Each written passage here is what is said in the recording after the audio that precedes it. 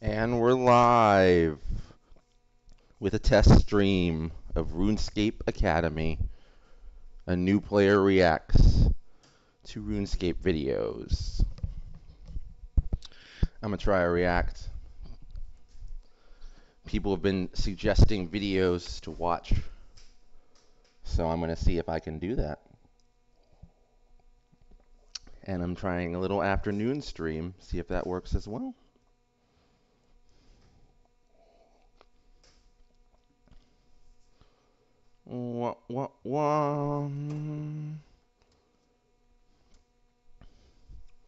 See if I can get everything ready before I get started. Testing my stream on my phone, see if it looks right. It looks pretty fine. The quality's okay. No, we're not going there.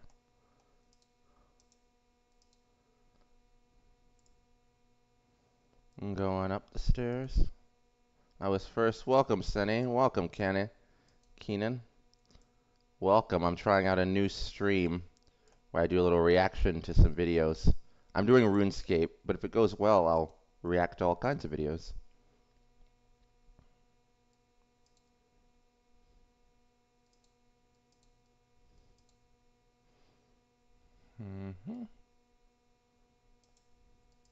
What's wrong with Tinderbox? I have a book bag in here, and then I will.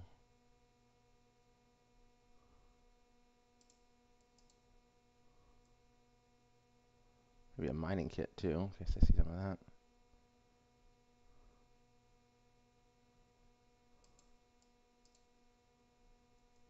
Waha. Alright everybody, this video is called How RuneScape Changed International Law. Be my first test. Here we go. Let's see if this works. Mom is gone. She's going to take my siblings out for a walk or a car ride, whatever you want to call it. Oh, nice. Okay, let's see. Has had a lot of crazy lawsuits and court cases in its past, as it's been around for almost 2 decades. RuneScape has had a lot of crazy lawsuits and court cases in its past, as it's been around for almost 2 decades. 2 decades. Nice. Okay. I've covered a few of the more serious ones a couple times, which you should be able to check out in the description.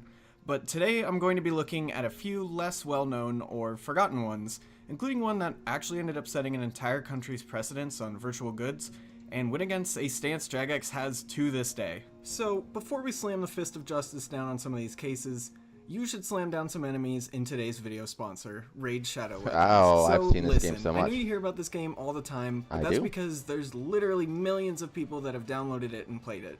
For those of you not aware of what Raid is, it's a free-to-play hero collection fantasy RPG. I've only been playing it for about a month, but so far I've really enjoyed it because, to be honest, it's really just easy to play. You just open the app, press battle, and you've got hours of content at your fingertips. My personal favorite part of the game so far is the campaign. Every part features a new environment like a real game with new monsters to defeat and potentially collect. Not to mention, this game is actually beautiful. It's for sure one of the best mobile games graphics-wise. But wait, Raid now works on both your desktop computer and your mobile device. It's cross-device compatible, so you can play on the same account and switch devices whenever you'd like. Oh, that is good with the graphics go to the video description, click on the special links, and if you are a new player, you will get 200,000 silver and 1 free champion. Hello, all of this Pebble. is waiting for you right now and will only be available for the next 30 days. Once you open the app, you just click the inbox button in the top right to receive all of your rewards. Hello. Alright, let's watch this video. So first up, this case is probably the most... What flag is this? This is France, isn't it? I want to guess France. Most important one on the list. Back in 2007, a boy was biking home from school when 2 teenagers threatened him with violence to come into one of their homes. That's not the USA flag. Let me go back. Do you know what this flag is? Our flag has stars and stripes on it, Pebble. USA, not is USA. You don't know what our flag looks like? It's got the Star-Spangled Banner. That's not it. I think this is France. But I know some countries have like different colors in different orders. This case is probably the most important one on the list. Back in 2007, a boy was biking home from school when two teenagers threatened him with violence to come into one of their homes and log into his RuneScape account. What's up? What is that? France is different. Oh, okay. Do you know which country it is? They didn't mention it. It seems European. Just people are on bikes. You know you're in Europe when people are on bikes. We drive trucks in America.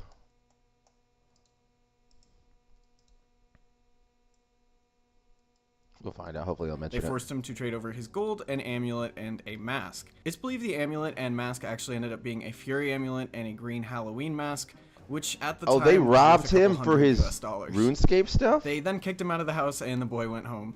The two boys ended up getting taken to court Holland. by the boy's family. Wait. That said Holland. I think that was Holland. Two judges ruled that, as the RuneScape EULA states, the items only belonged to Jagex, and since the items were still in the game, no theft had actually occurred. Oh, that makes sense. Once it got to the Dutch Supreme Court, they decided that the items did count as... They said it Dutch. That's the Dutch flag, everybody. We're learning things today. Property, and as a result, the two teens were sentenced to 200 hours and 160 hours of community service, respectively. You may be wondering how they actually ended up deciding this and overturning what the other courts said. It's pretty simple, to be honest. The items were sold on eBay for real-life money. Wait, I'm sorry. I'm pretty sure I saw My Chemical Romance. It's pretty simple, to be honest. Okay, that's not my... My brain thought that was, what's his name from My Chemical Romance. The items were sold on eBay for real-life money. This is really major because it's one of the first times digital goods were considered someone's property in a court of law.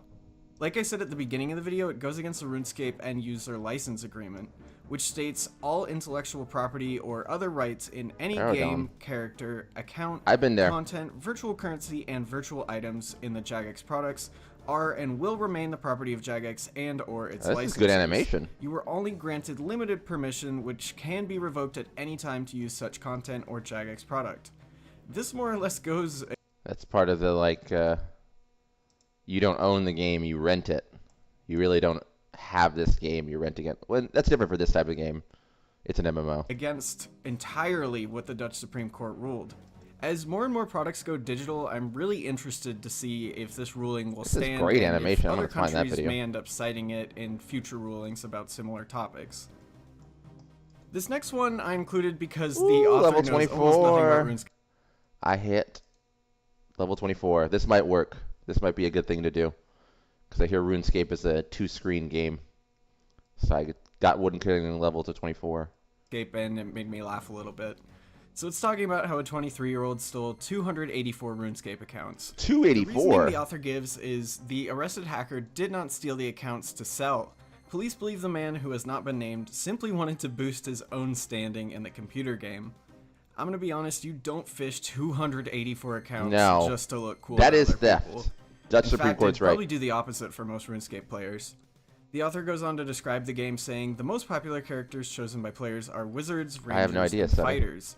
Well, the most feared monster is the Corporal Beast, which eats souls. Which does actually make some sense, although it is worded a little weird.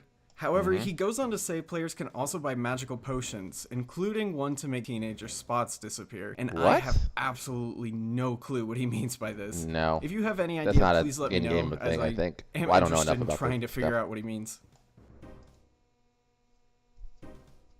This next one is the most recent one, and probably... What's going on with you, Sonny? I don't know what the home drama is. The most ridiculous one. It's been making its rounds on Twitch and recently on Reddit. More or less, a RuneScape streamer was muted, and he decided that instead of just dealing with it, he would file a handwritten lawsuit saying this violated his constitutional rights and that it was a violation of his human rights. Ooh, that's interesting. Because they talk about people having a platform to speak. Like if someone cancels your Twitter or your email. It sounds silly, but there might be some justification behind that. There's a slight problem with this. Jagex is based in the United Kingdom and is a private company, so it's about as far away from the United States Constitution as you can get. As you can guess, this case was closed very fast. In fact, it was actually less than a week. But he didn't end up stopping there. Since then, he's filed more and more suits against Jagex. What is happening in this video? I'm sorry, I need to back up. He didn't end up stopping there. This case was closed. Oh, what is this? One of those Harlem Shake. This is in the era of the Harlem Shake video. I was wondering what I was looking at. Fast. And do the Harlem Shake. Less than a week. But he didn't end up stopping there. Here's the drop. Since then, he's filed more and more suits against Jagex, with his latest one, again, being dismissed by the court. I don't really know what else to say on this one, besides we'll see what happens. My guess is he'll probably just get dismissed again and again until he eventually gives up. Ooh, fire making 11. As I don't really see this going anywhere. This one isn't a real lawsuit, but I wanted to include it because I thought it was funny, and it might also raise some awareness. A player got an email supposedly from Jagex saying that he was being sued for trying to sell his RuneScape account or items for real-life money. However, the player hadn't done this and hadn't played in at least 3 years. The best part of this obvious phishing email is that it was signed by ModMark, who is a game developer. He has absolutely nothing to do with legal aspects of the company. The top response to this Reddit thread is simply, "You are stupid." For our final case, we have RuneScape versus... Who are these people? Are these the RuneScape people? RuneScape Old School. That's my thumbnail right there. I didn't know they were a British company. Jagex. RuneLite is currently the most popular client for old school RuneScape. Those yep, of you who that's what I use. Mobile or are new to the game may not know this. Hey Jeff, what's up? How are you, Jeff? Got a member in the building trying to react to some videos on learning how RuneScape changed national law. While also, because I've heard that kind of a two-screen game, leveling up my woodcutting and fire. Tired AF, just woke. How's it going? It's going good. It's going good. I'm trying to I've heard that this was a two-screen game, and Adam recommended some videos for me to watch.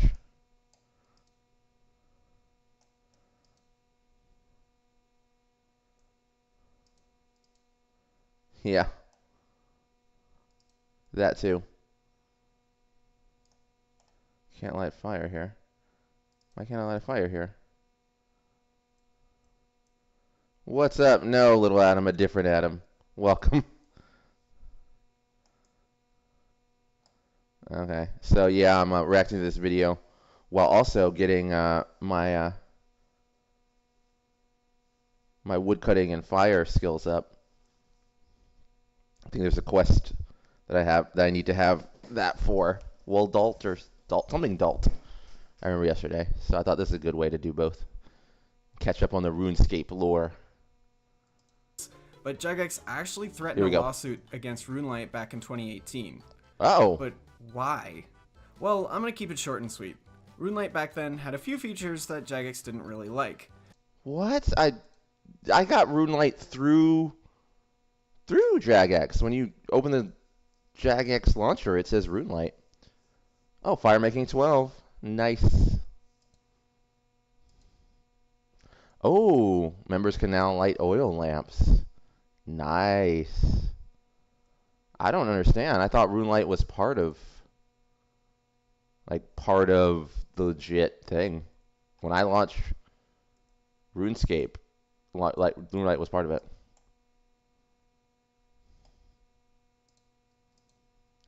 That as well. Mainly that it was completely open source. Originally, they gave absolutely no examples of what these were, and told the developer that the entire project must be shut down, and gave absolutely no specifics about the copyright infringement claims. Oh my god. And only said legal action would be taken. What happened with RuneLite that worked? This blew up in Jagex's face very fast. Yeah. Overnight, it became one of the most upvoted posts in the subreddit's history. It actually managed to shake the entire gaming and software community as well, with a post on r/games getting over 6,000 upvotes. Oh my Soon gosh. after, Jagex withdrew their statement and said they'd work with RuneLite to remove the features they disliked. Yes. To put the main one in easy to understand words, it deconstructed the default client's code and made it easier for people to make bots. However, at the time, it was pretty easy. Okay, I got it. I was like, what happened? Like, what were they doing? Bots. Yeah, because RuneLite is such a thing. Whoa, early stream. Hi. Just an afternoon test stream. Trying to see how a reaction video might work. Welcome, Koi. Welcome. For botters to get their hands on a deconstructed client. So that left everyone wondering why. Why didn't Jagex just work with them from the beginning? We'll honestly never really know for sure. Some people think it's because of another client, OS Buddy. It was rumored Jagex received a cut of their revenue. Oh. With RuneLite, which at the time was an up-and-coming client, including all of OS Buddy's features... What is the answer to 99 out of 100 questions? Money. That's from the movie Vanilla Sky. Jeff says, Jagex thinks RuneLite was bad, but RuneLite has nothing auto-hotkey. Has no auto-hotkey. Oh, okay. I love RuneLite. I don't even know how I'd play this game without RuneLite. Congratulations, you just advanced to fire making level 13. Oh, awesome. Awesome. And being free, it was a pretty big threat to their revenue. On the other hand, it's possible this was just a big mistake. It was the first time Old School had dealt with a situation like this, and it was likely just mismanaged. So before I go, I just want to let you know that I've been pretty active in my Discord and clan chat lately. Feel free to join one or both of them. Okay, this guy's name is Colonello. He has 160,000 subscribers. And this was a very informative video. I'm almost always there, and if you'd like, you can shoot me some video ideas or just talk. But that's all I have for today. I have a few more of these cases available that I could do another video on if you found this one entertaining. Yes. So let me know in the comments if that's something you'd like to see. I will see you soon. I believe all of these kinds of YouTubers are doing God's work. I love those kinds of videos where they just do the behind the scenes. RuneLite is great. Hotkey is a bot program. Yes. Oh, let me put a question in the chat. What video? What essential? I want to use that word for some reason. RuneScape video should I watch next? I got a bunch of lists from the other Adam, so I'll watch those. Thank you, Colonello. I love people who make these types of videos. Like, this is YouTube to me.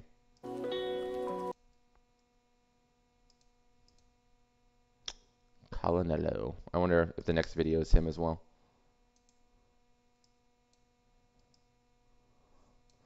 Alright, let me go to the next video. Unless you have a video, Jeff.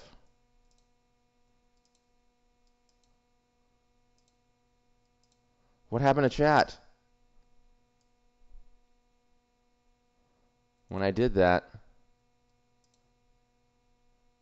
Oh. When I did that, it messed up my Q&A. Oh no. Oh no. And Q&A. Oh, that won't work.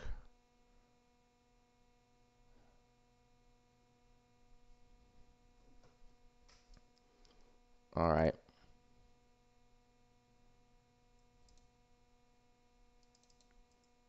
Let's try a different one. You sleep with anyone since Miami? That's what you're thinking Oh about my right gosh. now? Oh, it makes me do the whole thing over again, though, doesn't it? Oh no, it stays there. It stays there. For a second there, I was like, oh. Oh, this is like the main guy, I think. RuneScape's history. Oh, this is a much longer video. Why RuneScape's first cartel collapse? The fall of Blue Rose 13. There was a cartel in RuneScape? These videos are crazy. Man, RuneScape is a much older game than I realized and had a lot more history. I'm glad I'm doing this. RuneScape's first cartel. The Fall of Blue Rose 13. All right. Every game has cartels. Hey, super cool ad. I don't know. I'm a pure person. I don't understand. I don't even know how the game would have a cartel. Does Dandies have a cartel? I don't think so. All right, let's check this out. Glad you're here, cool ad. I'm trying to test out a reaction style video. There was one player who controlled all of the best gear and weapons in the game, Blue Rose 13X. She was RuneScape's first celebrity, and her name was constantly surrounded in controversy. This is the never-before-told story of the rise and fall of her cartel. Blue Rose started playing RuneScape almost immediately after the game launched in January of 2001. It came out in 2001? How old is this game? Oh my goodness. I thought the game was it's a man. Nobody knows an exact date, but funnily enough, we do know that she was exactly the 1,242nd player to make an account. Pretty much immediately, she took an interest in the mining and smithing skills that few players were training at the time due to how tedious they were. While mining, she met another player named Demonic. Demonic was a founding member of a mining and smithing clan called Steel Corporation Inc. This clan had also founded one of the game's first ever and soon-to-be most popular fan sites, Tip.it. Demonic was impressed by Blue's account, asked her to join, and she agreed. This was a really good choice, because it wasn't long until Blue would become the best smith in the game. By March, she was level 60 smithing, which would place her at rank 1. What level smithing am I right now? I am level 29 smithing, so she got there in 2 months.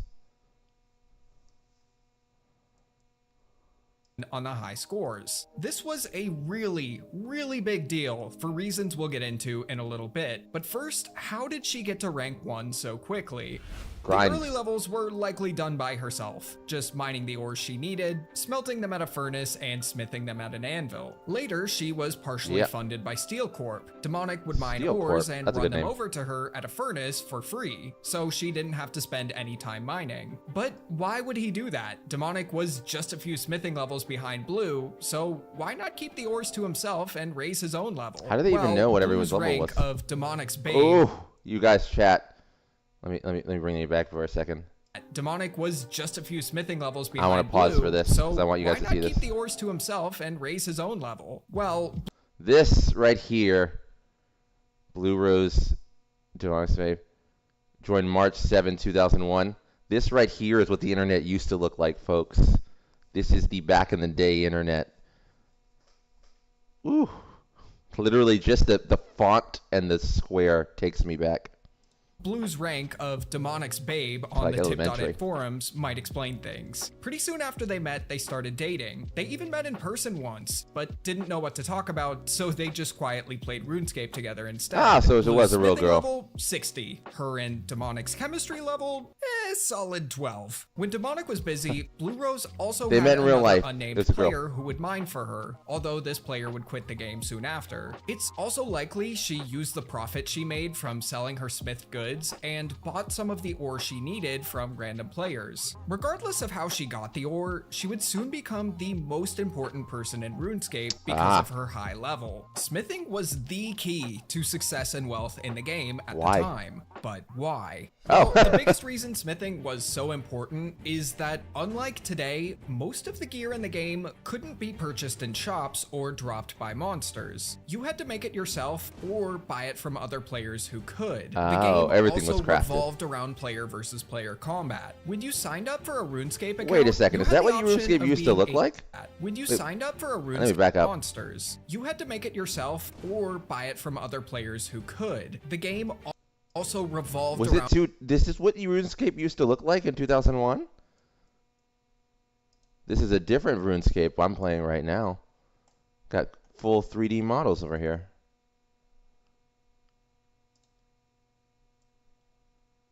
Hello. Oh man, RuneScape is before my time. Yeah, mine as well. player versus player combat. When you signed up for a RuneScape account, you had the option of being a PKer or a non-PKer. PKers would have player versus player combat enabled everywhere at all times except for Lumbridge. Non-PKers were safe everywhere, but were missing out on the most exciting content that art style is strange. offer at the time. You could switch between being a PKer and non-PKer twice, and then your final choice would become permanent. At the time, banks could also only hold coins, so death was a really big setback. If you died, you'd lose every item. Wait, oh my god, look at this. Look at this. That's not like still, right? No. No, it's not. You can see RuneScape right here, but look at this. Look at this inventory. Oh my god. Oh my god. So this isn't called old school RuneScape, but apparently it's not that old school because this inventory is crazy. Look at it. It's like an Excel sheet. RuneScape Classic. What's up, Gamer2? Tom. Oh, Gamer Tom the Bomb. I just realized that's how you say your name. Yeah, I'm looking at this video and seeing that RuneScape used to be way different in 2001. Aside from your 3 most valuable, PKers with the strongest gear would have a the skull huge advantage over others and have the best chance at defending their items. Imagine not being able to use a bank these days with how many important items exist now. Who would want to play like that? That just sounds terrible. Yeah. The only way to get the best gear was to get it from Blue. She had become the go-to smither for just about everyone in RuneScape. Players would bring her the materials needed to make the item they wanted, and she would smith it for them for free. It was a win for both sides. Wait, Gamers Tom says you played during Classic. It was a wild time. Okay, so you were around. Did you know who Blue Rose was?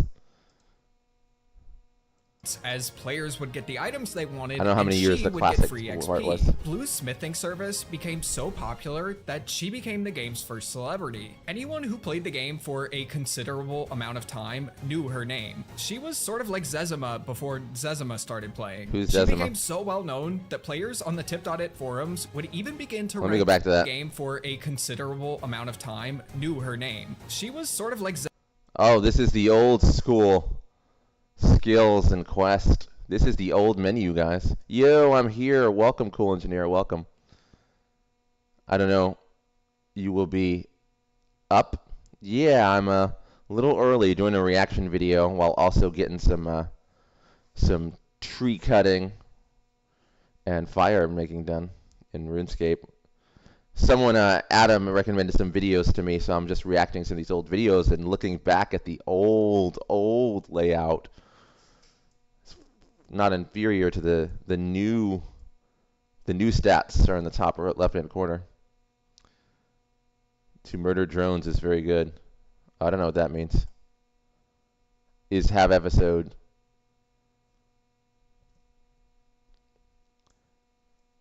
Zezima before Zezima started playing. I don't know who Zezima is. She became so well known that players on the Tip.it forums would even begin to write fan fiction about her, although she very understandably didn't like that. While Blue's services saved players countless hours of smithing, there's actually a service that can save you countless hours in the kitchen. Today's sponsor, Factor, and their ready-to-eat meals. Oh, that looks delicious. Factor takes the stress out of meal planning. Skip the just that feeling of, I don't want to cook You will tonight. know who Zezima is the more lore videos you watch. Oh, okay. Including options like keto, calorie smart, vegan and veggie, and more. They're ready to heat and eat in just 2 minutes, meaning you save more time. Factor now offers loads of snack options too.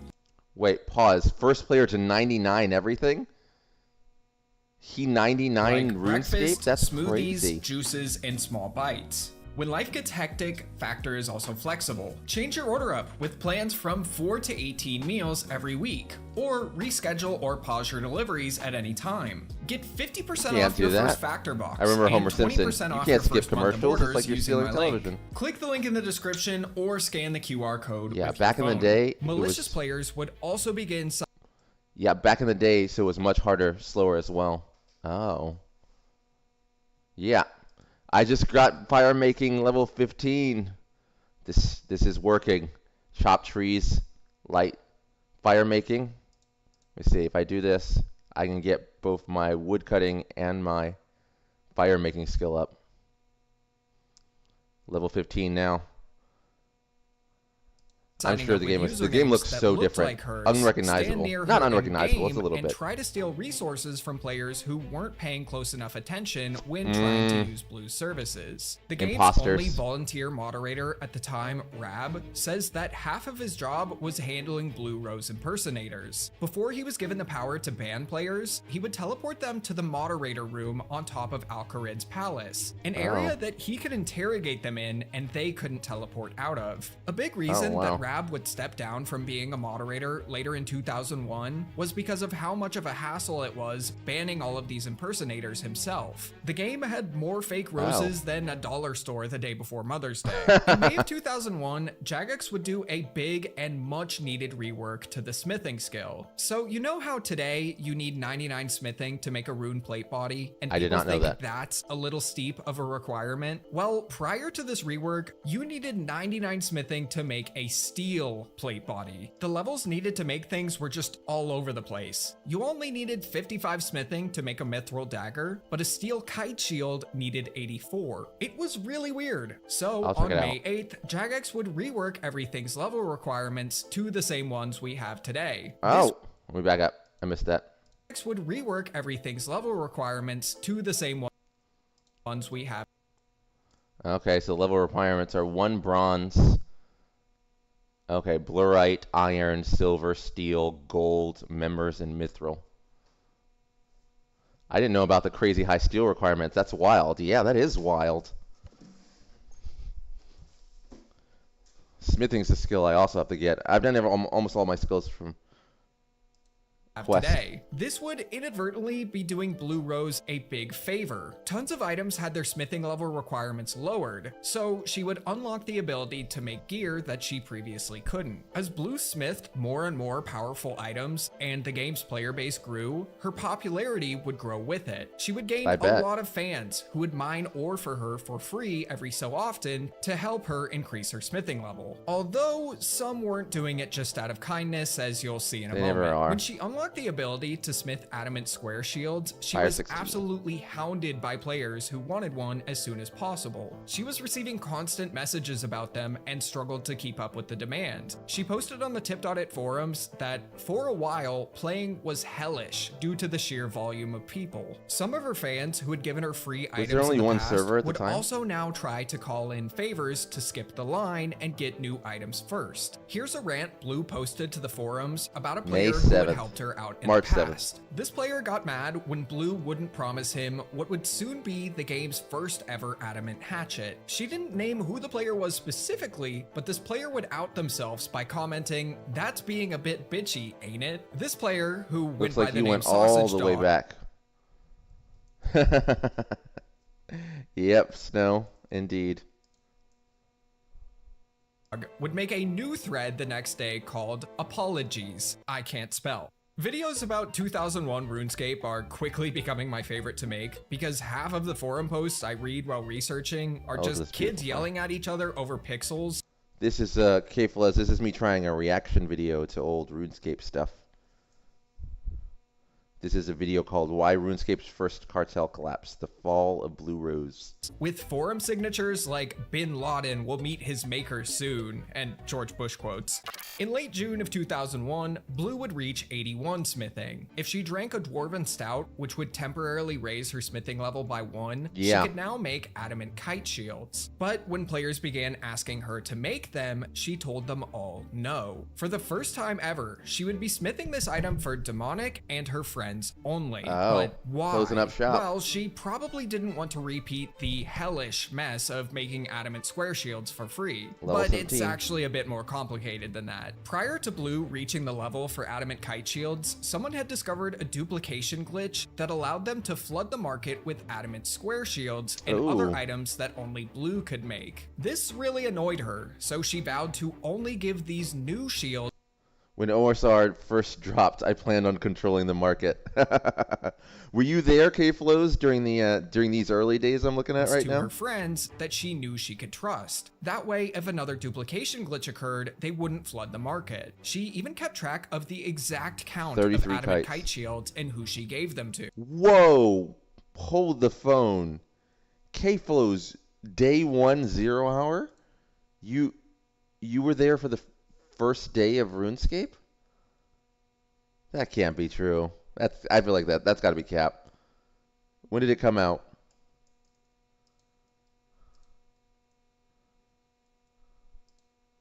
If you ask me, this was just an excuse, and she really just didn't want to have to spend Old school weeks making RuneScape, shields not actual for thousands of RuneScape. screaming middle schoolers. This was the true start of her monopoly. What was then the best shield in the game could be made by her and her alone. Ooh, one person. And only the most privileged and connected players in the game could get one. Pressing the like button on this video, however, is free for anyone. This exclusivity only made people want these shields even more. She'd get tons of messages from players offering her just about anything to get one. So the same day that she said she would only be selling these new shields to her friends, she would make another post auctioning off just one. The initial bid was for 700 of any type of rune, as long as they weren't the basic elemental ones that could be bought from shops. Look at these old school. Let me go back to this.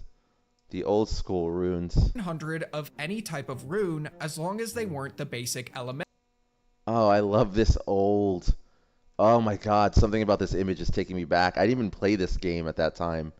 And this just feels like the old browser style game of stuff.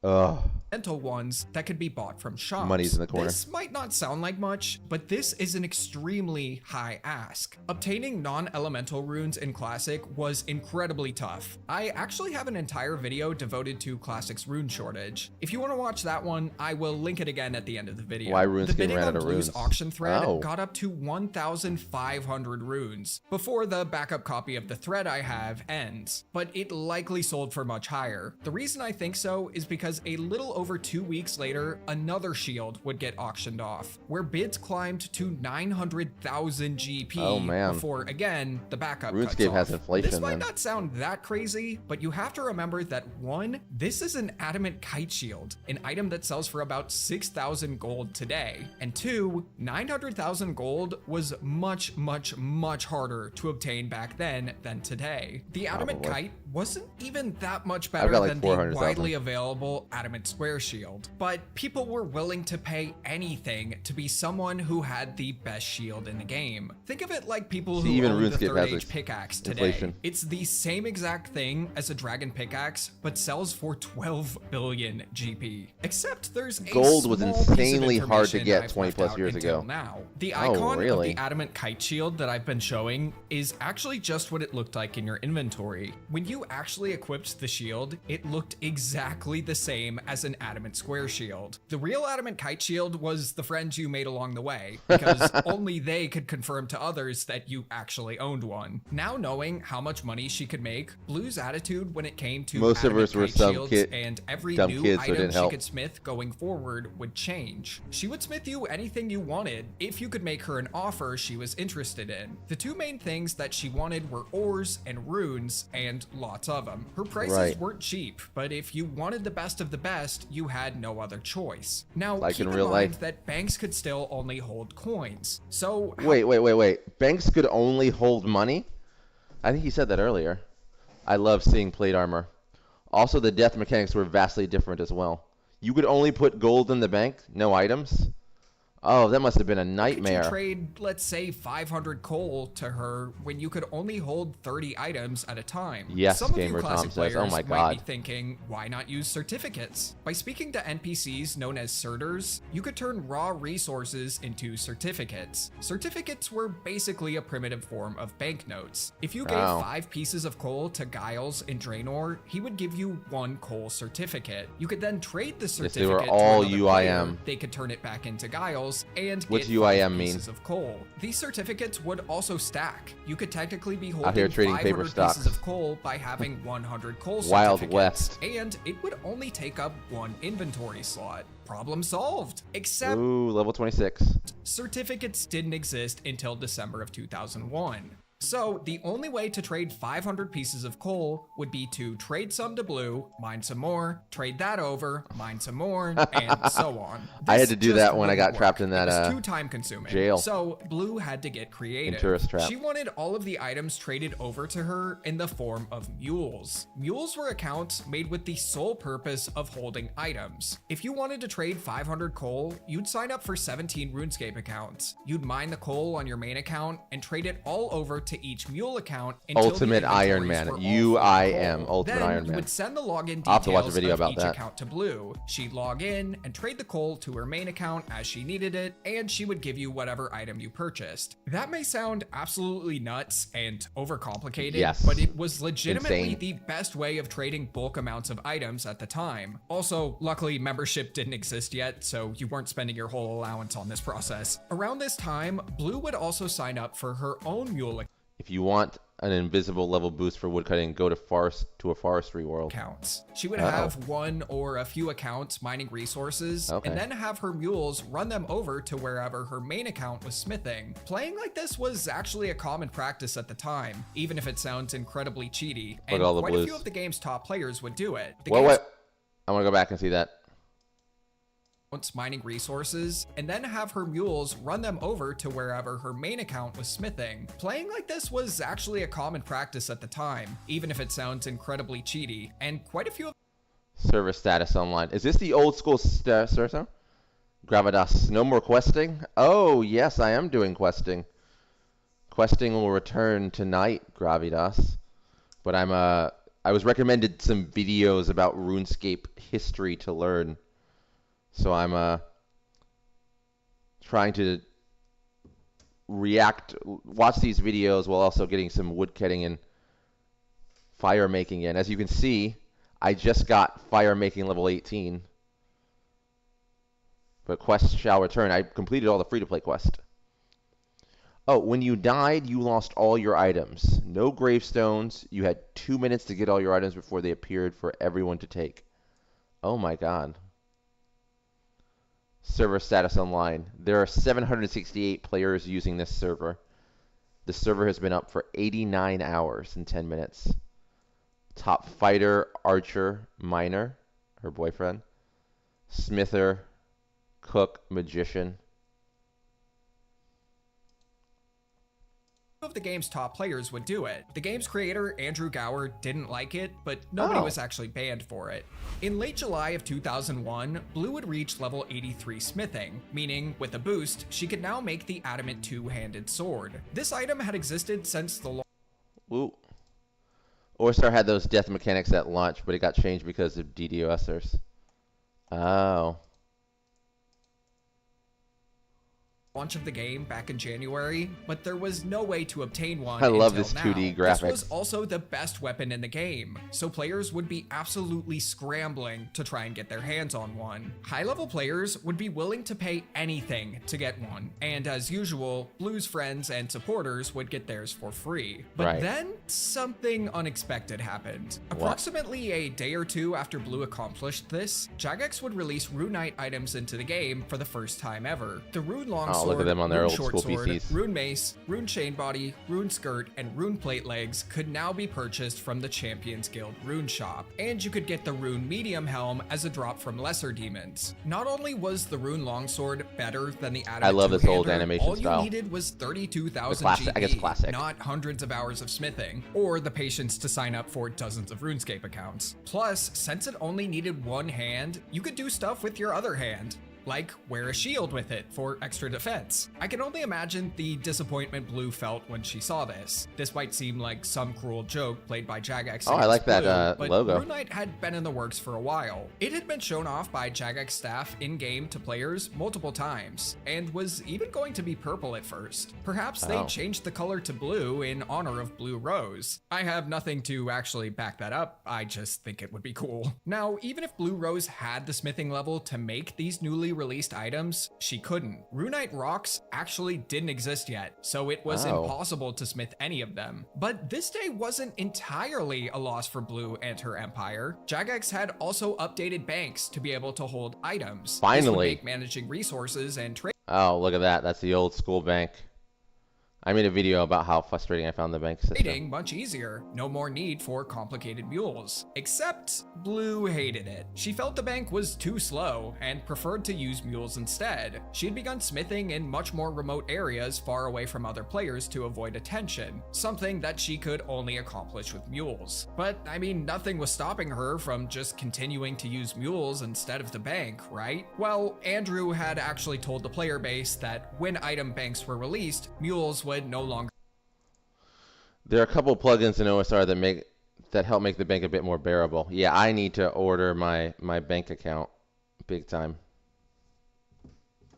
Be allowed. I don't think anyone who continued to use mules after this update ever actually got banned, but being such a high-profile player, Blue couldn't take this risk. Blue's empire would take another huge hit in the following weeks. She would announce on the tip.it forums that she would now be smithing any adamant item that players wanted for free. All they would have to do is bring her the adamant bars, or the ore plus the runes needed to cast Superheat item, a spell that turns ores into bars without the need for a furnace. Her reason for this change is because some community members had grown tired of Blue's monopoly and wanted to do something about it. They had decided to begin funding a few smithers who were close to her level, in exchange for getting free adamant gear when they could make it. If Blue didn't begin offering free adamant, it's possible these smithers would soon pass her in level, and they had, in her words, a whole army of players mining for them. Blue could no longer make the best gear in the game, and had lost her main way of making money. Regardless, she continued smithing as she didn't want to lose her rank 1 spot. On August 13th, 2001, Jagex would release the Wilderness, a huge stretch of land on the northern part of the map. Oh, look at that. I was here when I got killed. I made a short about this. That's what the Wilderness looks like.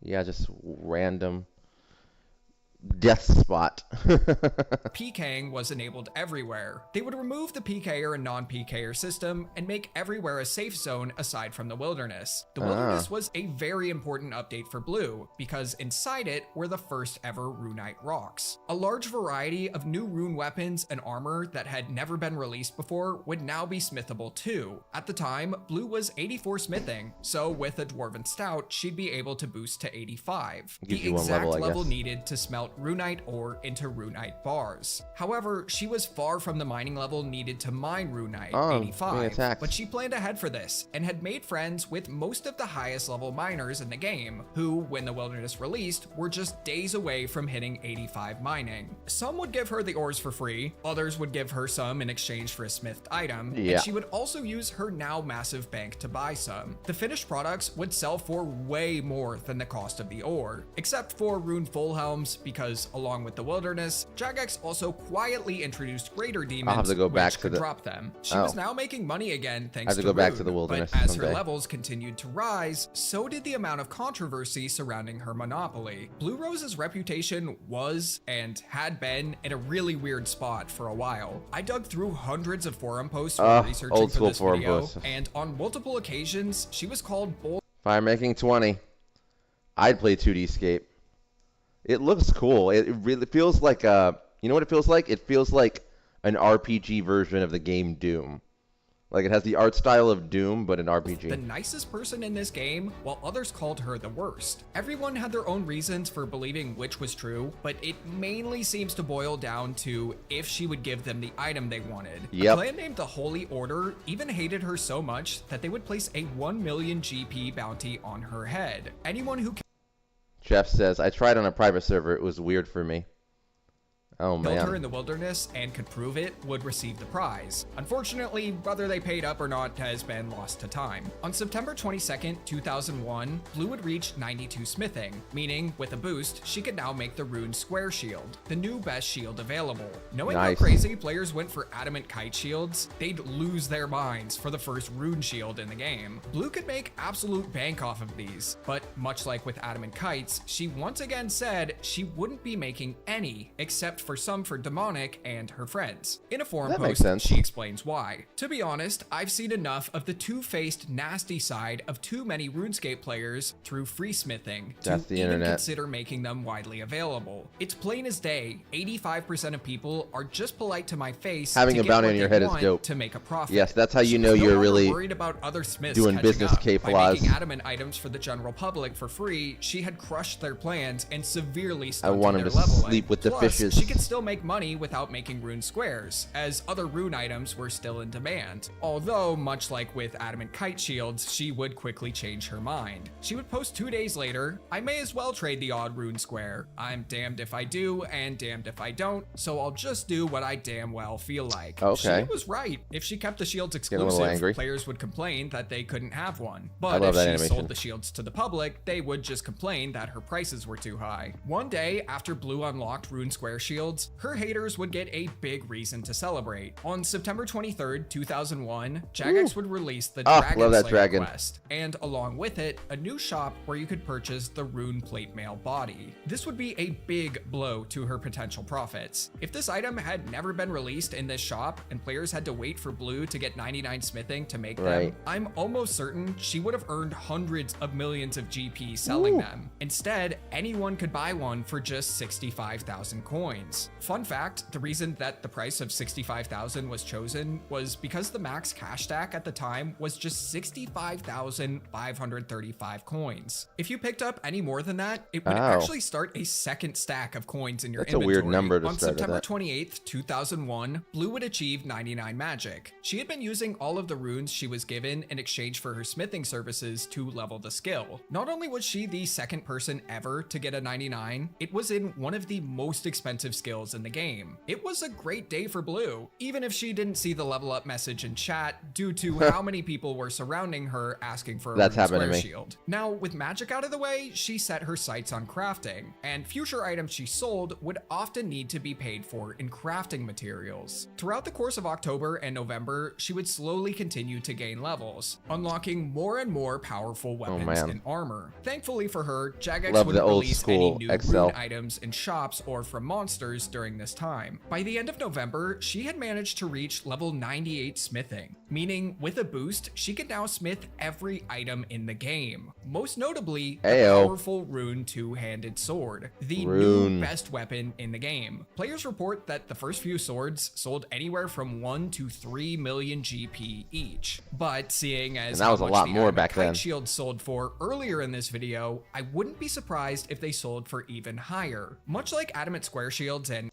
level 27 adamant kite shields, the rune longsword and rune two-hander looked exactly the same. So that if you wanted to lie to people that you were rich, you just wear a rune longsword without it didn't even look different. I know some of you watching did this. It's okay though, I know I would have done it too. Although, unlike the shields from before, the two-hander was an incredibly strong upgrade over the longsword, so its high pricing made a lot more sense. On December 13th, 2001, Blue Rose would finally reach her goal of 99 smithing. This would make her the first person ever to have 2 99s in the game. Despite having more wealth than she knew what to do with, she would continue to play RuneScape for the next few years, and even reached rank 2 on the overall high scores in May of 2002. But as more time went on, her influence and name recognition would dramatically fade. Other players would also reach 99 smithing in the following months, such as Musashi 22, and even some guy named Zezima. This would cause the rune two-hander to dramatically fall in price, and signal the end of like a legend apparently, and the death of her best moneymaker. The new best gear in the game, Dragon. I'm trying to do something during my break, Roto. I'm trying to just do like a little video during my break. I'm testing a React video. Zezima the Legend, yeah, for sure. Yeah, this is the second time he's come up. Would have pieces released throughout 2002 and 2003, but none of them could be made through smithing. They were all either obtained from monsters or shops. The only exception to this was the Dragon Square Shield. One half of it was purchasable through the Legends Guild shop, and the other as a rare drop I from love some that monsters. animation style The so two much. halves could then be combined on an anvil. Okay, we'll see you later. Yeah, I'll be streaming at the regular time, Roto. So you want to make an adamant dagger? Yeah, you'll need just like an 70 afternoon smithing for test that. stream. Best shield in the game? yeah, man, 60's good. It almost... We used to try to find him just to follow him around and spam LOL God. That was so long time ago. Oh man, he got 99 and everything? Free-smithing rework level requirements. How long did that reasonable. take? When RuneScape 2 launched in early... I don't know if I'm going to be for long tonight. Oh, no problem.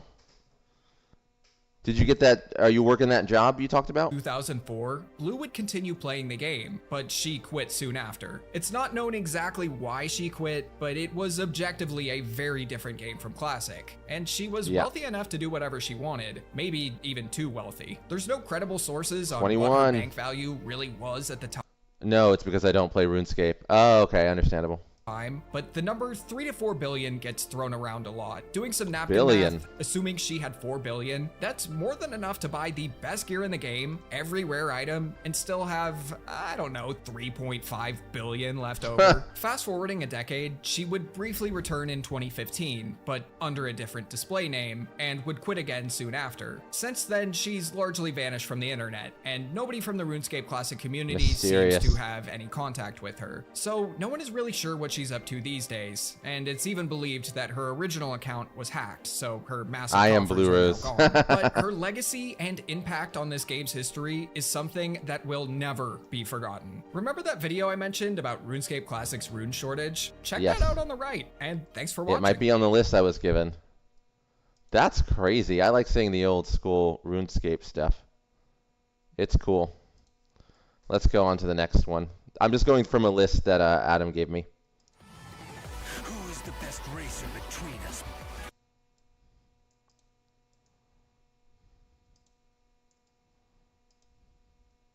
Browser. This next video is Zezima, probably the most famous RuneScape player of all time. Oh. He smashed dozens of RuneScape records and ruled the high scores for... Oh, finally! Finally! I was wondering who this Zezima is. Seems like a legend, a myth. Zezima. Okay, I'm gonna finally hear about this guy I've heard about in all the other videos. Zezima, RuneScape's Legendary Players, Episode 1. Oh, here we go. Probably the most famous RuneScape player of all time. He smashed dozens of RuneScape records and ruled the high scores for years. This video is dedicated to his achievements and a history of his time playing RuneScape. This is the first of a series I'd like to start, and I figured it'd only be right by starting with him. Nice. Anyway, this is Colonello, everybody. He's like a RuneScape historian. So obviously we have to start at the beginning. Zezima first started playing in either late June or early July of 2001. To get a bit of an idea of how early in RuneScape's history this was, the fishing skill was released about a week or two after he joined. He discovered RuneScape through a friend on another game called Triple Triad X. X is a card game based around the Final Fantasy series and still exists to this day. Based on his RuneScape track record, it's not too surprising that he was good at this game too. He was actually one of the top 4 players. Anyway, his friend in the game messaged him saying that he knew a game used to be that labeled he would never be top, any good at. Apparently. That game just so happened to be RuneScape. Yeah. Soon after that message, he created his account Zezima. The story behind the creation of his username is it's actually his last name in real life. He also says that if he hadn't gotten the name, he probably wouldn't have even played, and if he 22. did, it would have been simply for the challenge. Upon creating his account, he dove right into look RuneScape. at these old school ones. His early days of the game consisted of a few things. Look at that animation style.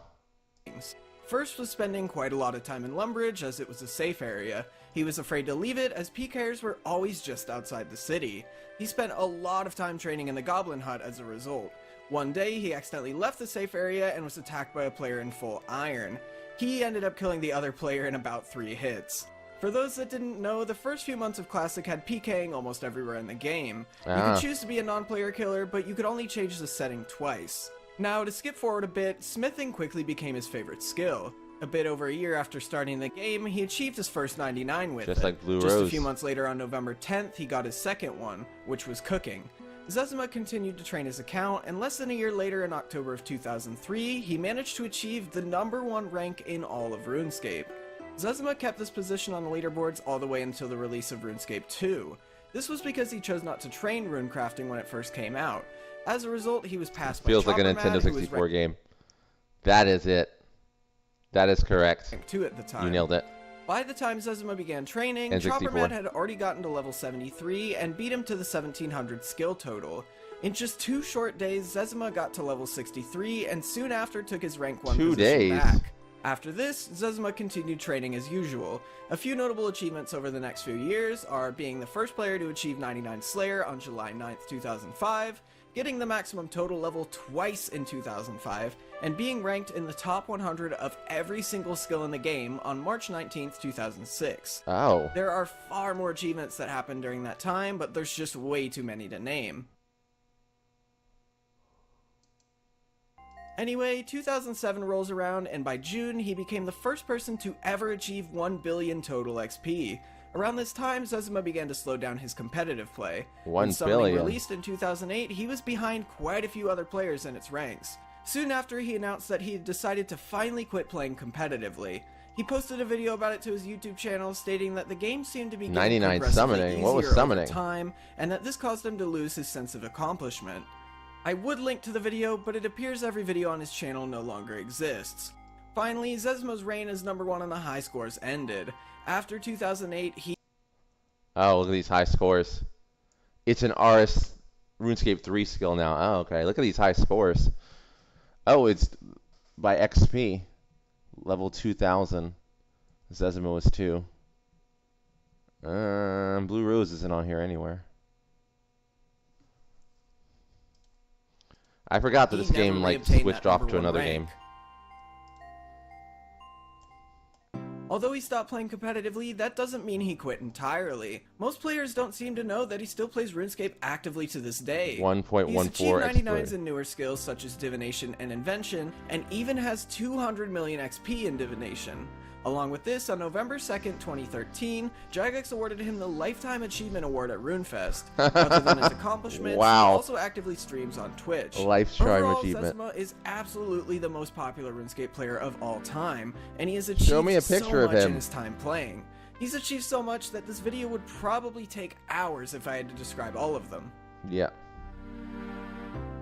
I love the music. So that's all for this video. If I should continue this series, make sure to drop a like and maybe suggest who I should talk about next. Anyway, regardless of what you do, I'll see you in the next one. Nice. Zezima. You legend. Just imagine a buff, handsome man with a beard. Okay. Alright, I'm gonna go to the next video on the list. There's, I think, 3 more he's got.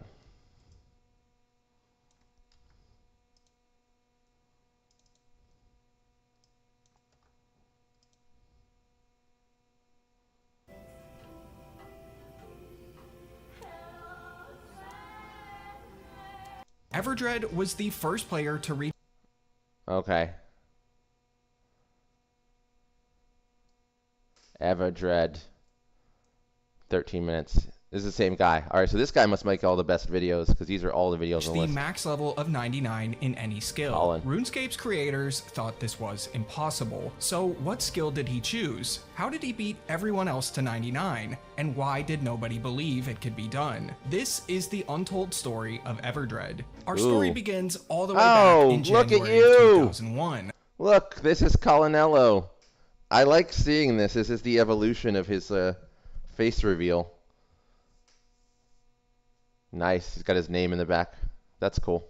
Right at the launch of RuneScape, a player named Everdread would become the 98th person to ever sign up for the game. Wow. Things were a lot different back then. The map was only this First big, 100 banks players. didn't exist yet, and player versus player combat was on everywhere, unless you opted out of it entirely. Everdread had never seen a game like this before, and he quickly became engrossed in its world. Before discovering RuneScape, he had primarily played games on Nintendo systems. He loved titles like Super Mario Bros. 3 and Dragon Warrior, so much so that he started creating a custom ROM hack of Dragon Warrior that made the game more challenging and introduced new content. At this point, he was about to enter high school, so he had plenty of time for hobbies, but it wasn't long before his ROM hack would be put on pause and RuneScape would gain his full focus. Like most new players, at the start, Everdred was sort of just a jack of all trades. He would hop from skill to skill, training them all with no real goal in mind. But when the crafting skill underwent a rework in May of 2001, it caught his attention. At the time, crafting was a pretty basic but tedious skill. You could make pots and pie dishes out of clay, shear sheep for wool and spin it into balls of wool, or use gold bars, gems, and molds to create jewelry. By now, banks existed. However, they could only hold coins.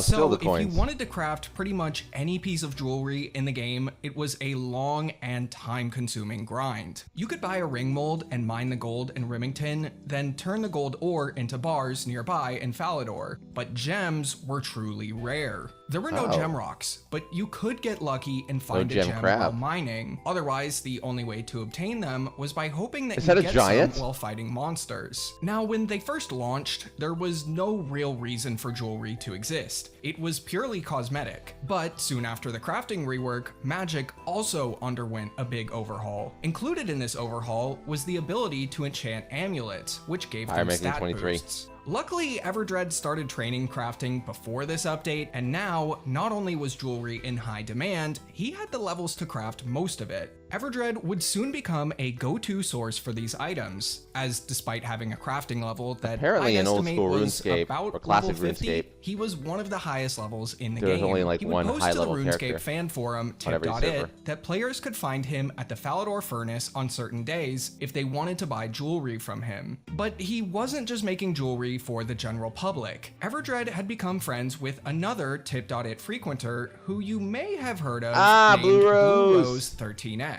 I actually have a full documentary devoted to the massive smithing monopoly she had in RuneScape Classic that I think you'd enjoy. Anyway, when Everdred reached the level needed to craft diamond rings, he would smith 2, the first 2 ever created. He would then gift them to Blue Rose 13X and her partner Demonic. Everdred would continue crafting for a while, but it wasn't long before he had unlocked everything the skill had to offer. So he decided to look for a new skill to put his focus into. The skill he would pick would cement his name in RuneScape's history forever. But first, did you know that every day, millions of people have their data collected and sold by data brokers? Companies that build detailed profiles about you from public records, social media, and anything they can find. You might be surprised how easily anyone can look up your full name, home address, phone number, and even details about your family. That puts you at risk for things like doxing, targeted harassment, phishing scams, or identity theft. But today's sponsor, Delete Me, can help. They're a hands-free subscription service that will remove that's like your when they had personal those information do that's not being call sold lists online. for your internet. I personally started using Delete Me about late last year, and they've already removed over 150 listings about me from data brokers' websites. You have the right to stay private, so get 20% off Delete Me consumer plans when you go to joindeleteme.com/Colanello and use promo code Colanello at checkout. That's joindeleteme.com/Colanello, code Colanello. Eventually, Everdred decided on training woodcutting. He had actually already trained the skill to about level 80 before starting his crafting grind, which was extremely impressive, especially at the time, but he wanted to go even further. Now, woodcutting, and this might sound pretty shocking, was a pretty terrible skill at the time. Let me explain why. It was so early in RuneScape's history that only basic trees existed. There were no magic, yew, or even oak trees. They wouldn't get added until March of 2002.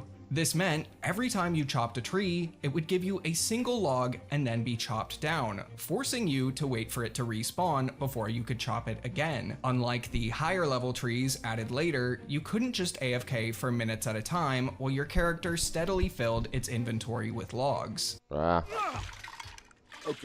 Rule number 1.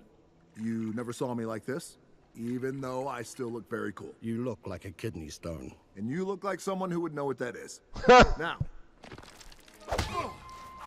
Nice. This might not be so bad, except for the fact that you could slip and fail to chop the tree. The higher level you were, the less likely you were to slip, and eventually you'd stop slipping entirely. But the early levels were very annoying. Now, multiple axe types did exist back then. When Everdred started woodcutting, the best axe in the game was the adamantite axe. But here's the thing, higher level axes didn't actually help you. They were all cosmetic. An adamantite axe and bronze axe were exactly the same. Even worse, you couldn't just click on trees to chop them down. What? You had to go to your inventory, right-click your axe, press use, and then click the tree. Every single time. Oh my It would God. take 3 clicks to chop down a tree, assuming you didn't slip.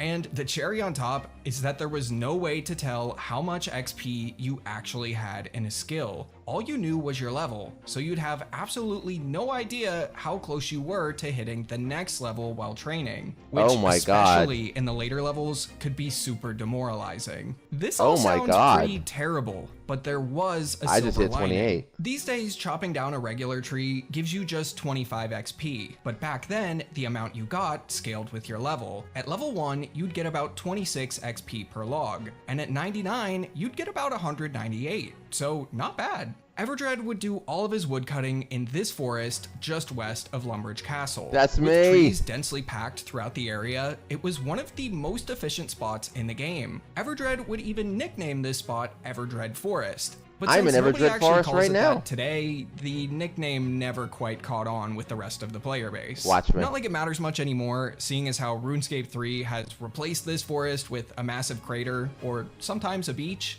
but you can still visit it in old school, which is nice. Anyway, Everdred would very quickly raise his woodcutting level. Increasing it became pretty much his sole focus. At his peak, players reported that he was chopping about 4,000 trees per day, meaning he was averaging anywhere from 500,000 to 750,000 XP every single day. By August, Everdred was in the early 90s for woodcutting, further than anyone had ever gone. Level 99 was now within sight, a level no player had ever reached in any skill before. For a while, nobody even knew what the maximum level was, or if there even was one. Nobody seems to know how players figured out that the cap is actually 99. There's a few different theories, but it wasn't hard to get in contact with the game's founders, the Gower brothers, so perhaps someone asked them directly.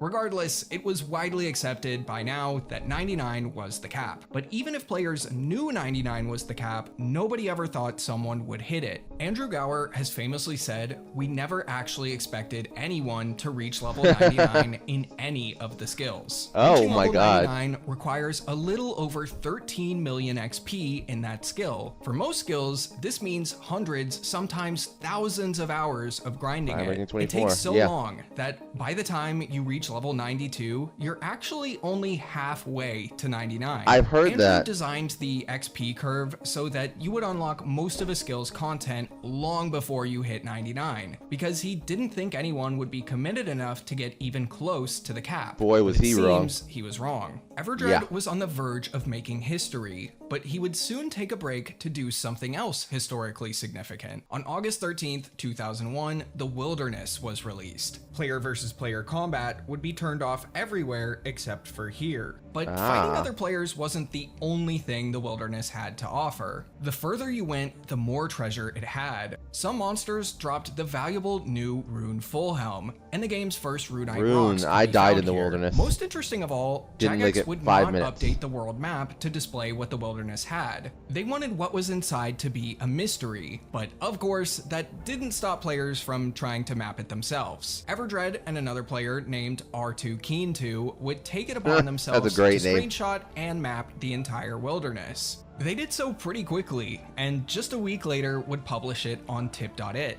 This was the first ever known map of the wilderness, and was a valuable resource for players for quite a while. After this, Everdred would return to woodcutting, this time with a nice quality of life update. The same day The Wilderness released, the ability to track how much XP you had in each skill was also added to the game. Everdred was in the home stretch now. He was extremely close to reaching level 99, but there was just one more hurdle to overcome. Despite it only being cosmetic, Everdred really wanted to hit level 99 using a rune axe. It had also been released on the same day as the Wilderness, and could only be obtained by making it with level 86 smithing. Now, like a lot of other skills I've talked about in this video, smithing was tedious, time-consuming, and expensive. Almost nobody had even close to 86 smithing, except for one player you may remember from earlier, named Blue Rose 13X. When the Wilderness launched, she was just a few levels away from being able to make a rune axe. So the story goes that Everdred asked her to make him one when level she could, 25, and he would use that axe to get level 99. Then on August 28th, 2001, he did just that. He would reach level 99 in Everdred Forest, surrounded by his friends, including Blue Rose 13X. But my goodness, not everybody in the RuneScape community actually believed him. Everdred got 99 woodcutting just 236 days after RuneScape launched. At the time, there were no high scores. There was a feature named RuneWho that would show you who the top online players in certain skills were, but woodcutting was not one of the skills available. When the high scores did release a few months later, in November of 2001, it was clear that Everdred was telling the truth. Not only was he 99 woodcutting, nobody else came even close to his level. But the question now was, let me look at that again. Unfortunately, telling the truth. Not only was he 99 woodcutting, oh, second guy is level 93. There's only 3 90s. Oh, he was way ahead. Especially if 92 is halfway to 99. Nobody else came even close to his level. But the question now was, what's next? Unfortunately, this is where the story becomes a little unclear. There is almost no trace of what Everdred got up to after 2002. It is known that he participated in a player-run event called the 2002 RuneScape Olympics, but unfortunately, no screenshots of this event survived. We have no idea who won each competition, or even if the event happened at all. It's possible it was planned, scheduled, and just never happened. The only thing we know for sure is that in mid-2002, he would become a fur trader. Bears, which had been in RuneScape since the game launched, had always dropped fur, and when gray wolves were added in February of 2002, they would drop a new look at the item animation called style gray wolf from fur. that wolf. Now, just hearing these items' names and looking at them, you might imagine that they'd be used in the crafting skill. Examining both even tells you this would make warm clothing. Turns out, during the entire history of RuneScape Classic, they were never given a use. Technically, you could sell wolf fur to Barik and Varrock for 120 coins each, but you couldn't make anything with it. I know where Varrock is. It sure seemed like Everdred and a lot of other players thought they would be useful one day. In his forum signature on the Tip.it forums, Everdred said, "I barter in furs. I have over 800 fine pelts and continue to collect more. I'm willing to barter furs for items." In a later post, he would say about 300 of his wolf furs and 50 bear pelts were available for trade. Perhaps once his massive... I'm reacting to these old school videos that Adam gave me, while also trying to level up my fire making and woodcutting skill. It is 5:18 p.m. in my country. 5:18. I'm doing a bit of a earlier stream just to try out React. I had to sort of set up my OBS so I could do this.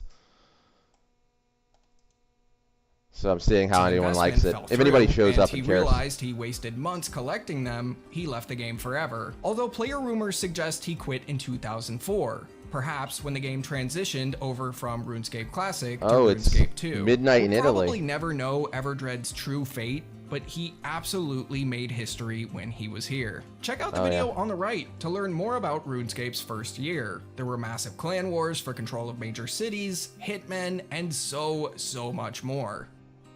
Oh, wow. That's a good video. This Colonel guy is good. And I'm seeing the evolution of his channel. The face reveal. Alright, I got 2 more videos on this list that I was given.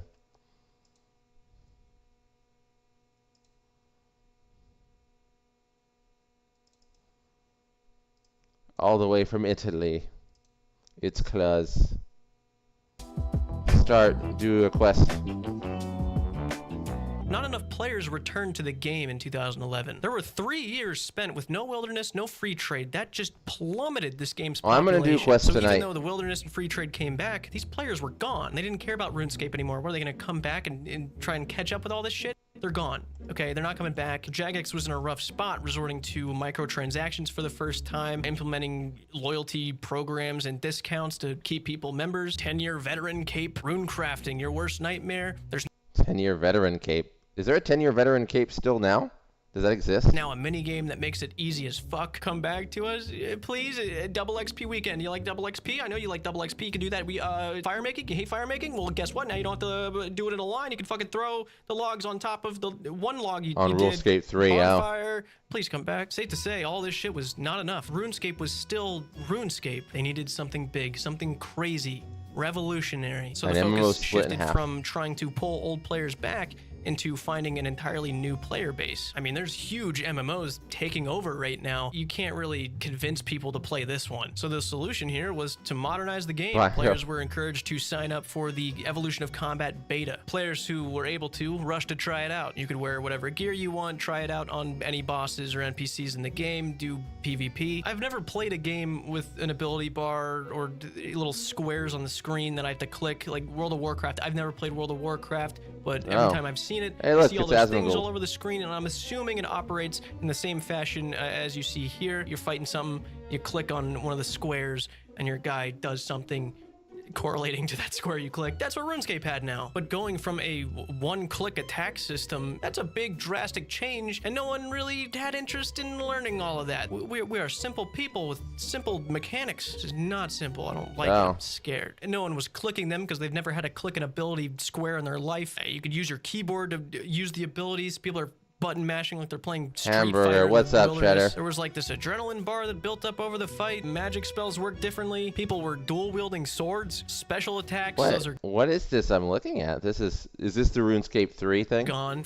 Apparently I've heard that RuneScape 3 was not a popular change to the game. People did not like it. Dragon claws and Karasi sword. Prayers look different and worked differently. Everyone's characters are standing like they're fucking kung fu fighting the other guy. Everything's different and it's stupid. And what the fuck is happening? 6 months went by. On November 7th, 2012, a 2-week notice was given to the players. Everyone had to prepare for the biggest Evolution of Combat launches. And finally, on November 20th, 2012, RuneScape's combat mechanics were replaced by the Evolution of Combat. Items had different level requirements now, like iron you couldn't wear unless you were level 10. Fuck you, Pures. Poison was no longer existent in the game. Skulls no longer exist. You're welcome. Dr. Cheese Inside, I sure do. I do have a Discord. It's in the description.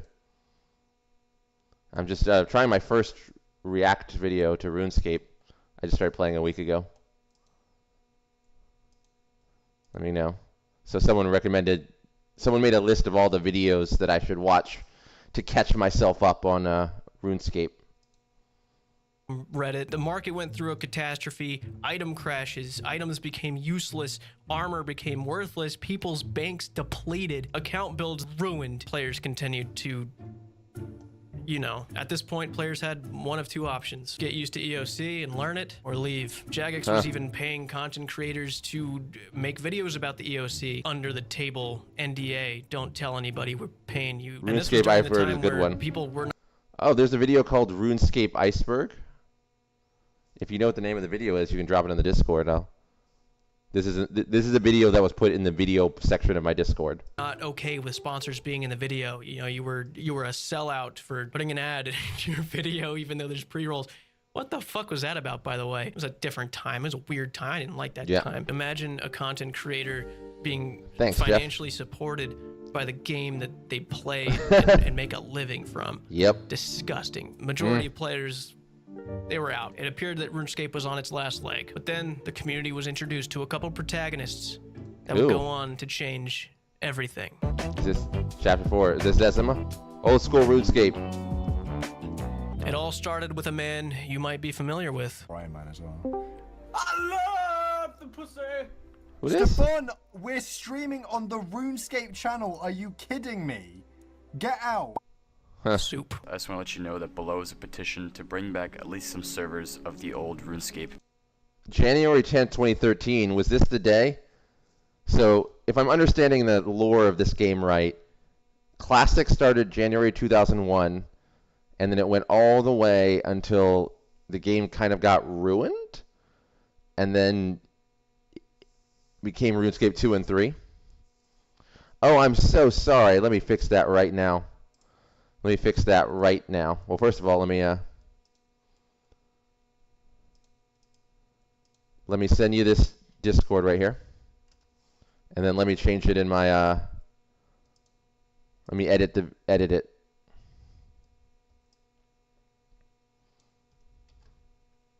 Save. All right, here we go. Yeah, send me the video and join the Discord, guys. All right. This game has a weird history. That's why I'm watching this video. I think it would be great for Jagex to bring back 4 or 5 servers that all have the old combat system in the wilds. So the wilds just like the way it was, the combat system is just like the way it was. Everything else can be regular, like the EOC. And then the idea bounced to a man named Sorect. Ever think about the fact that the players love the old graphics, the old combat system, the old this is the one. Trade system? How about multi-PKing, clan PKing? Sure, you've done a fine job with PVM and Slayer and quests, but all of these things I just mentioned are gone. How about getting old game servers back? Are you kidding me? Is this wait. Is the history of RuneScape that they made a brand new different kind of server? What I'm playing on right now is called Old School RuneScape. This isn't RuneScape 2 or 3. I guess there was a 2 if they call it RuneScape 3. So this is like a throwback to it's not classic either. How many versions of this game are there? And a handful of other creators rallied the fucking troops. It was not going to be easy to convince Jagex of this, and it definitely was not. It's RuneScape 2 pretty much.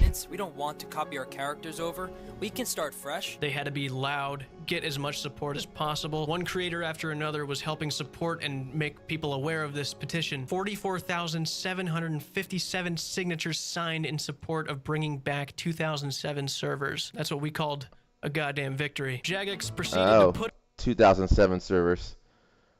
Oh, Old School RuneScape is RuneScape 2 with modifications. Oh, okay. Okay, so what I was looking at was like classic.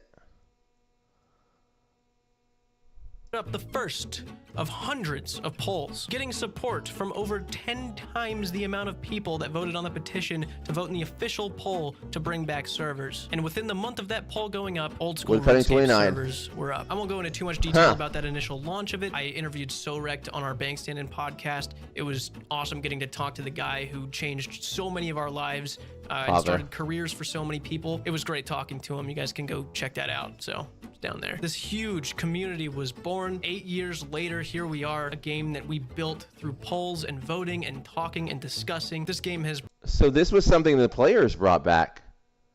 Lumbridge Chicken Farmers did. This is amazing. I had no idea that this was the history of the game. Countless videos, creative series ideas, a PvP game mode that was on par with esports on Twitch, different account builds supported by the devs that changed the way that this game was played forever, a whole new universe of lore with I actually don't like that were separate from the canon of the original game, and leagues, a first of its kind that, you know, let players put their grinds to the test. Yet with all these great things we've accomplished and experienced on Old School, the balance seems to be gone. Yep, remember voting in the poll. You were there to vote in the poll? Cool stuff that Jagex actually listed. Oh, man. PvP communities and PVM communities are constantly clashing heads about what should be put in the game, what direction the game should go, and recently it seems like the dev focus is in the complete wrong area of the game. Things that need tended to are not being tended to. And then the polls get in the way. You know, they have to listen to this 75% passing rate thing. Right now, the game has a staff that was way bigger than before, putting out just a fraction of the content we received back in 2007. The poll system that we know so well that has gotten Old School where it is today exists solely because of evolution of combat. The devs being fearful of putting out a huge update that didn't appeal to players. I think the polling system is necessary in certain times, but not for every little fucking decision. Cosmetics and little quality of life changes. Just do it. Just put shit in the game, man. Don't ask me if I want different color walls on my house. Don't make me vote for that. Just fucking put it in. If people don't want it, they don't have to have it. It's fine. It's not a game-changing thing. Don't fucking ask me about my walls in my house. The new updates in the game are not made with the entire game in in mind. The endgame PVM content rewards you with items to continue doing endgame PVM. Oh, those are nice items. I want these items. I want this whole set. Right there. You do Theater of Blood, you get a scythe. Well, I guess you can do Theater of Blood faster next time. No one's bringing a scythe out to PvP. And if you do, you're an idiot. Dragon Slayer 2 brought along like a money farm. Oh, I did Dragon Slayer Paradise, 1. Song of the Elves. That armor and a rock monster that let you get resources for free. And don't get me wrong, the old school team, they've had their ups and downs, but they've created some really cool stuff for us. But it's easy to see that the balance that was there. Wait, what is this? What is this? We need to analyze this chart here. This chart is different. Market, Slayer, skilling, PvP, PVM, rewards, quests, minigames. This is an interesting chart. Prayer over skilling over marketing. Over market. 2007 that allowed it to grow so much. It's not there in old school. The updates aren't pleasing people. Things aren't coming out fast enough. The duel arena is going hard. Bots were practically the economic infrastructure of an entire country right now for some reason. I feel like it's like raising a child. You don't trust Fire making 26. it at first. You need How many to bots guide in the it game? when it's first growing up for the first 3-4 years. You know, it can't make its own decision. But old school is 8 years old. It's learned a few things by now. We can maybe try it out. Maybe trust old school just a little bit. A little trial. How about a little trial period? I mean, we can't be doing all the deciding forever. We've got things to do. They've got to grow up. Right. All the devs are there because they love this game. Let's see what they got. Okay. That's my take. That's my take. He's referring to Venezuelans, and who knows a ton. Venezuelans? I've gone on like 70 different tangents this video. I don't want to leave the original game in the dust. RuneScape is still there. Evolution of Combat is still there. They've made a lot of changes and a lot of updates to it to be more appealable to new players, more easy to understand. They're doing fine over there. Shortly after the release of Old School, RuneScape made the transition to RuneScape 3. It brought along a more fitting game engine that really let the game spread its wings. Like literally, you can buy fucking wings in the shop, like a lot of wings. There's so many fucking wings in that That's shop. crazy. Dude, they're chilling. They're doing their thing. They're vibing. I recently made a RuneScape 3 video delving into the early game content, and it was fun. I mean, I can totally get why people enjoy that game. I'm just a veteran of Old School and RuneScape 2. It's not a bad game. They've really improved the combat system from what it started out as. Every time I talk to a RuneScape 3 player, they have nothing but good things to say about the endgame PVM. Some Old School players even argue that the endgame RuneScape 3 bossing is a lot more enjoyable than Old School endgame bossing. I mean, you can even one-click attack nowadays because they have a system where all the ability boxes get clicked for you, and you don't have to worry about it. But now the two games are independent, their own universe, their own communities. Their own okay. So there's Old School and then RuneScape 3. RuneScape Classic, Old School RuneScape, and then RuneScape 3, which it's is, hard I guess, to tell RuneScape the future 2. for either of them. But it's been over 20 years since RuneScape was introduced to the world, and we're still here, and I think that says a lot. The evolution of combat has definitely taken a toll on both of the RuneScape games, but I think with a little faith and a little reflection, everything will be just fine. Oh. What was that? Huh? What's happening? Oh, is that him? Well, that's good. That was a good video.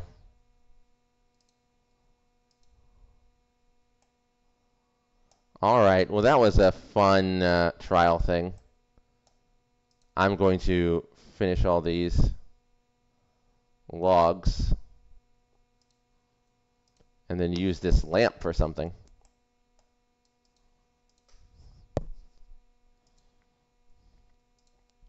It was worth a try to see what this was like. Do a little afternoon thing. I've got some stuff to do before the official stream that I'll do tonight, which will include questing and such. But I was able to get a bunch of stuff done. See you later. Yeah. What do I do with this lamp before I go? I have a lamp. Rub lamp. Ooh. I can get a stat advance before I go. What's the right stat?